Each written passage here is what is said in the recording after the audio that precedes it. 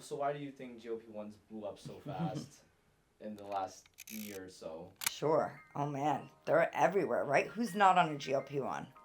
There aren't many people that you meet these days. You'll see someone that lost a bunch of weight, and no one wants to admit they took a GLP-1, but guys, a little secret. Everyone's on a GLP-1. And if you're losing weight fast, it's from a GLP-1. So I think it blew up because it works. It's amazing. It works, limited side effects. There are some downfalls, which we'll discuss, but for the most part, they, to put this into perspective, I guess, for the first time ever, starting in the year 2023, was the first time we, as the United States, have seen a decrease in our weight. The obesity rate, it's dropping. So this is the first time since 2023 is the first time in literally the last 20 years that we've seen our obesity rate decrease. And everyone says, what do we think? What is the cause of that? And I'll tell you, it's GLP-1s, right? It's GLP-1s. It's an amazing, amazing drug. They're amazing drugs. They're technically peptides. Personally, I used a GLP-1, 4 years ago? I lost 80 pounds with the help of a GLP-1. Not just taking a GLP-1 and not doing anything else. I think that's the big misnomer, right? Like people think you could just take a shot and lose weight and you'll keep that weight off for the rest of your life, but it doesn't work that way. So people don't understand that. But getting back to what you asked me regarding the virality of it, I mean, yeah, if they're everywhere, everyone's using them, everyone wants them.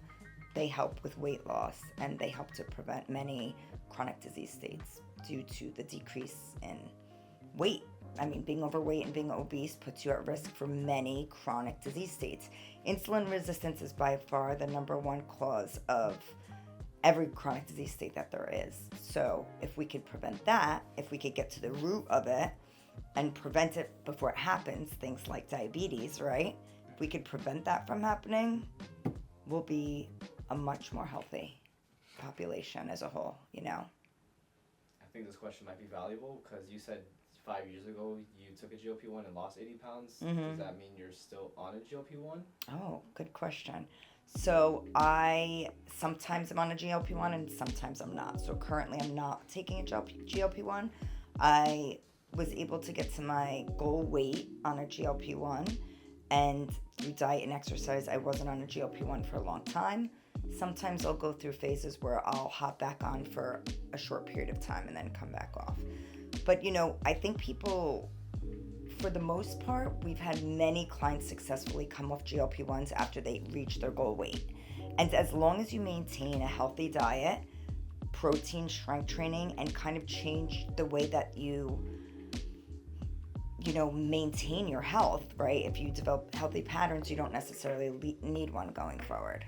So myself right now, I'm not using a GLP-1 now, but I have used them in the past, and I may be on them again in the future. Cool. Future bodybuilder, bikini competitor, perhaps. I mean, I don't think so. That's not for me, but... It's for fun. Yeah. I don't think so. Oh, come on. I see it. I see it for sure. Emily, isn't she competing as well? She's interested in competing. Her too. Yeah, definitely. She would be great at it. So GLP-1 was originally for diabetes, for diabetics. So they help to help with the insulin resistance deal. Okay, so GLP-1s have been around for years, many years. They're not new drugs. Many people think they're new drugs. They've been around for more than 10 years. So GLP-1s were originally for diabetics, and they've noticed, wow, these people are losing weight, a lot of weight, while they were on them. In July of 2021, the FDA approved them for weight loss. And that's why you see so many people on them just for weight loss. Originally, that's not how they started off. Like most drugs, really, truly, they started off with one indication and then people began using them off-label for other things. That's how GLP-1s are right now. So yes, we use them for weight loss. Initially, it was for diabetes only, right? Then they added weight loss to inclusion criteria. But, GLP-1s can be used for other things too now. And we're seeing in these studies and this data that GLP-1s are preventing so many illnesses and decreasing your risk for certain things, high inflammation, chronic diseases, cardiovascular disease, for example, right? There was something called the SELECT study. It was published in the New England Journal of Medicine in 2023, November. And that had 1,700 participants. All of them were overweight. They were not diabetics, but all of them had also had a prior history of cardiovascular events, meaning, heart disease, strokes, heart attacks, things like that. So 1,700 people. And over 40 different countries were included in this criteria, in this study. And it was a double-blinded, placebo-controlled study, which makes it it's a high credible sourced study that was completed. And what it found was a 20% reduction in cardiovascular risk. The group that had used the GLP-1s. And they used semaglutide in this study, and the patients were at a 2.4 milligram per week dose. And a 20% decrease in risk of MACE, which is major adverse coronary event. That's what that stands for, MACE. 20% risk reduction. So these are these people who've had strokes in the past, who have had heart attacks in the past, and now it decreased their outcomes by more than 20%. So it decreased their risk by 20%. That's pretty amazing. Like, that's great. So, we see them being used in other things. There are studies that have come out that shows that they decrease the risk of dementia. So decreasing that inflammation, it's inflammation throughout your body, right? Things like having a high glucose or insulin resistance, it's a high inflammatory state in your body. And a lot of chronic diseases are caused by chronic inflammation in the body, which also leads to worsening organ systems. So if we could prevent that, we could prevent so many of these things that we see that lead to ultimately to death in people. So GLP-1s are pretty amazing, and for more than even weight loss. So I guess what I'm hearing is GLP-1s can even help increase cardio health or reduce the risk of something happening. So yeah, increasing your cardio health, like your cardiovascular health for the most part. It can help reduce your risk, is what it's saying. I guess the second part of it was like, who probably shouldn't be on it? And I guess this is all like the misconceptions that people think you could just get on them or go to a clinic like you. Right. So, the question, who should be on them and who shouldn't? This is a rough one for me. I mean, truthfully, I think the majority of people will be on a GLP-1 in the next 10 years. I think most of our population will be on one. And I think it would be a good thing. So, for the most part. Now, I think, that being said, I think people are using them in the wrong way. A lot of times. People aren't doing the right things when they're using them, or they're taking too high of a dose. There are many negative outcomes to them. So I know I'm a cheerleader for GLP-1s. I truly am. I think they're amazing. I think they're great. But you have to be monitored, and you have to be doing the other things the right way to prevent negative effects from GLP-1s. People don't realize that. They think just by losing weight that now they're healthier.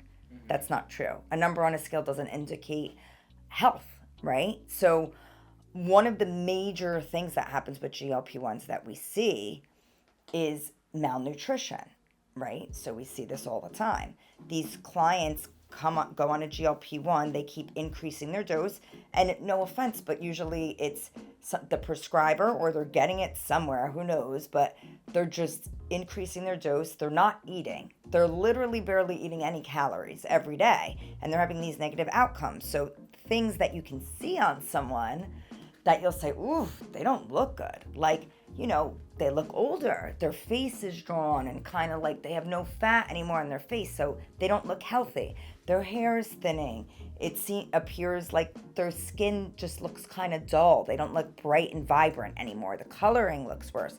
Maybe their teeth are starting to rot. Like these things, because that's all from malnutrition. So people aren't eating enough calories. They're taking too much GLP-1. It's a real thing, and we see this every single day, right?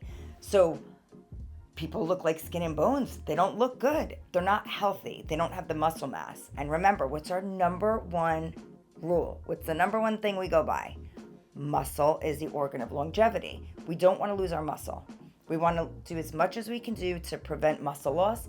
We want to increase our muscle. How do we do that? By eating protein, right? And adding that stimulus of strength training, okay? To help increase your protein muscle synthesis. Now, when people are on GLP-1s, they're not able to eat enough. They're not hungry. They're not eating enough if they're taking too much, and therefore they will have muscle breakdown. they're so malnourished, they're having muscle breakdown, literally. So what's happening is they're losing muscle, right? So their weight may be going down on the scale, but so is their muscle mass.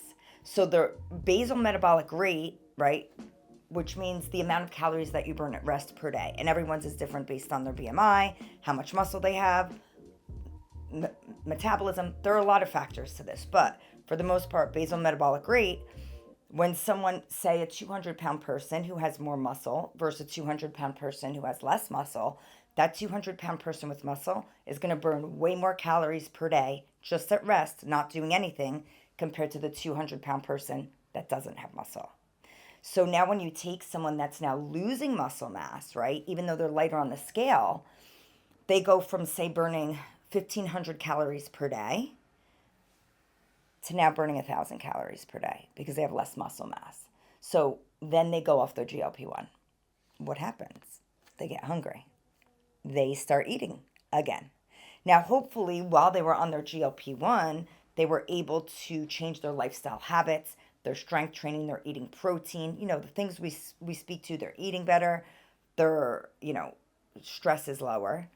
But oftentimes that doesn't happen. So people aren't doing the right things on their GLP-1. They go off the GLP-1. They continue or go back to eating like a gavone. So like they're eating gavone. So like they're eating like a monster. They're eating like crazy. Like just eating. They're eating everything in sight, right? So their appetite increases. They begin eating, go back to their unhealthy habits, and now they gain weight. So now they're back up to 200 pounds. But now, this is the trick. Their 200 pounds isn't muscle, like a lot of muscle and a little bit of fat. Now they're more fat than muscle. So their body fat percentage is higher. They're now burning only 1,000 calories per day at rest, say, and they're not going to lose weight. And they're wondering, oh, wow, they're not losing weight. They don't know why they're gaining weight. They're not losing weight, but that's because now they don't have that muscle that's burning through those calories every day.